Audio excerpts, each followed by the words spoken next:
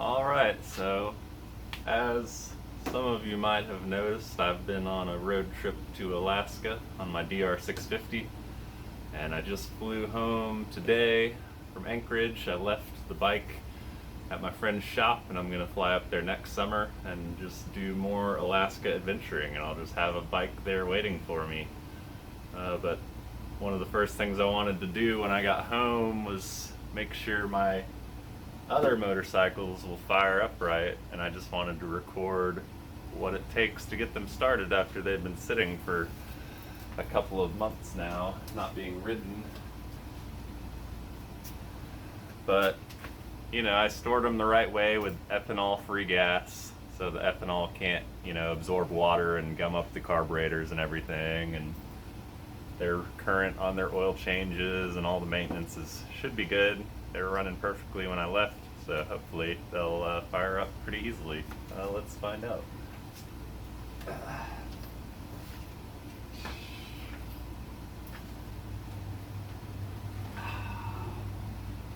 I might regret trying to kickstart this in flip-flops. Guess I'm about to find out. So it's in run, it's on.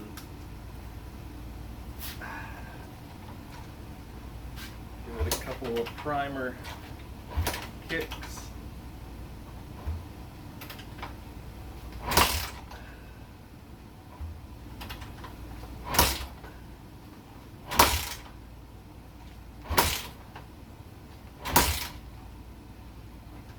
You know what?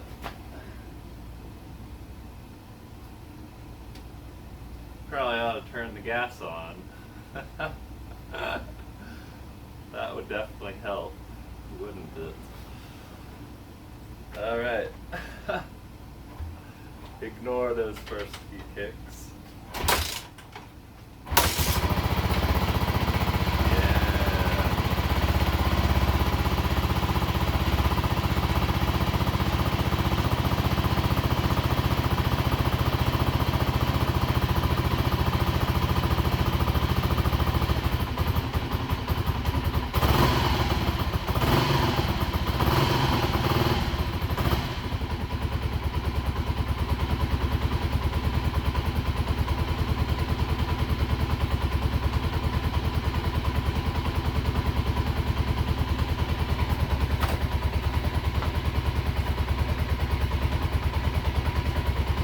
Yeah, so once I turned the gas on, it took one little primer kick and then just one good kick, it started right up, so that's a really good sign. Happy about that. This KLR 250 has just been a beast so far. It's got 8,000 miles on it now, so it's still kind of being broken in, even though it's 30 years old. 1996 model. But it definitely doesn't like to be choked for more than like 10 seconds. You heard it start to die there under the choke, so you gotta flip the choke off after about 5 or 10 seconds if it's this hot outside. So yeah, I'm happy with that one. Let's see if the beautiful sports bike will start.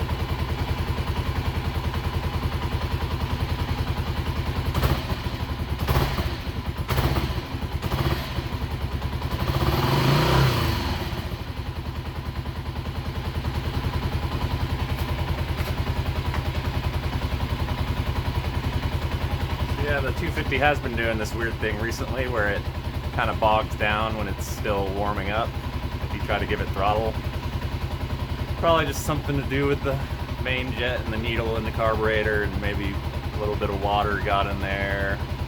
I don't really feel like taking it apart right now to find out. So usually when I warm it up, you know, it works perfectly, so I'm not that worried about it if it needs a little bit of time to wake up.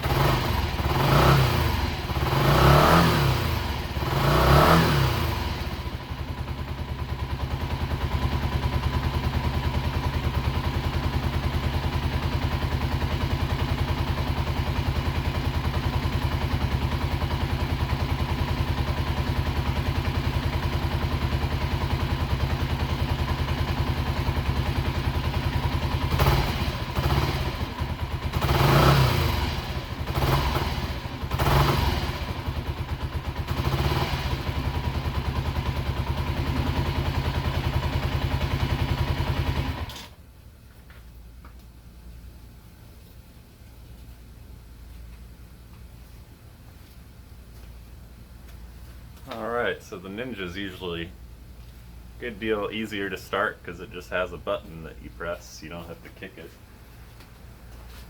Really nice on a hot day. Turn the gas on first. Brush the dust off.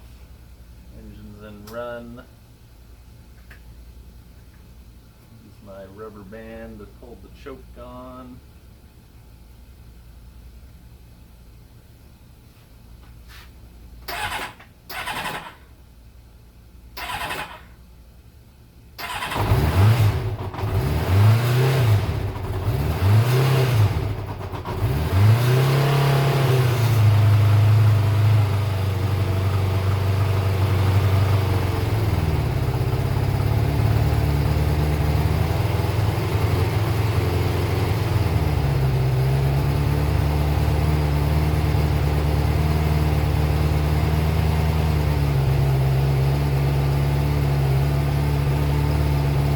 Ninja has a very sensitive choke, and it also wants to spring back to off all the time, so I use a rubber band to hold it on, but not all the way on. I kind of keep lowering it as it warms up more and the idle keeps going up.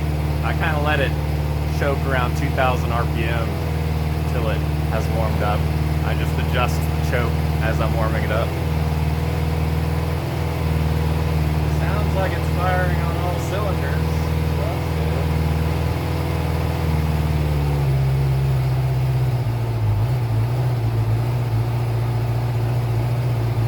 I don't hear any obvious misfires.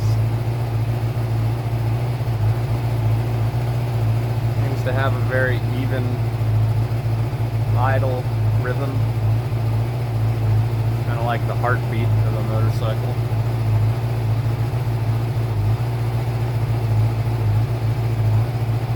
Cool thing about this Ninja is that it was born the same year as me, first of all, but also it's making a power stroke all the time.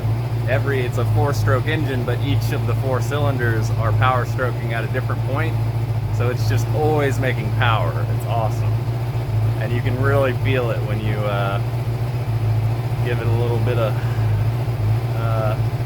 what do they even call that? A little bit of throttle? No, there's a better word for that. Can't remember it. Alright, these things sound like they need to be ridden. I wish it wasn't like 90 degrees and full humidity. I'm literally sweating and I haven't even done anything. This is what Alabama's like in the summer. It's ridiculous.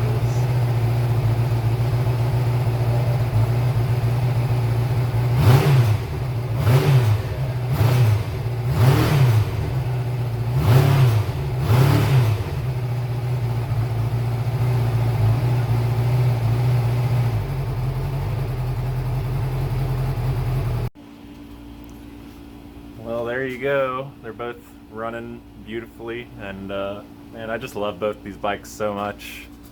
I'll give you a quick just walk around because they're so awesome. I mean, this just embodies the 90s, doesn't it? Look at that. That's like everything that is great about like 90s anime is embodied in this motorcycle. Like the, what's it called? The Kashira slide or something, where the person slides the motorcycle, and it's like this iconic anime scene that's been recreated over and over again. It's got a name, I can't remember it, but you can look it up. Like anime motorcycle slide thing. It's like been done in 100 different animes. And then this one is just ridiculous, and I love it. I love everything about it. I mean, they really just, they hit the nail on the head with the color scheme. Like, I love riding it. It's so much fun, it's so reliable, and it just looks amazing. Like, somebody at Kawasaki was just like, we need to make a bike that perfectly embodies the 90s, and it needs to be this color. And that's what they did, and they made it, and it's so great. It just makes me so happy. Such a beautiful bike. It's such a hard choice, just being like, which one do I ride today? Which one should I take? They both run perfectly. It's such a hard choice, but anyways, I hope you guys enjoyed this video, some different motorcycle content that doesn't involve me riding 8 hours a day and just straight helmet cam footage. I hope this is a little more interesting. But anyways, yeah, make sure you like, share, and subscribe to support the channel. Dragon Off-Road, we're going to Colorado, me and Trevor and Karen, in about 2 weeks. I'm taking this one to Colorado because it's just better suited for the off-road trails. And yeah, we'll be doing a bunch of cool stuff out there, so if you're going to be in Colorado, leave a comment, let us know where you'll be, we'll come find you, hang out, do YouTube things. Alright, catch you guys next time.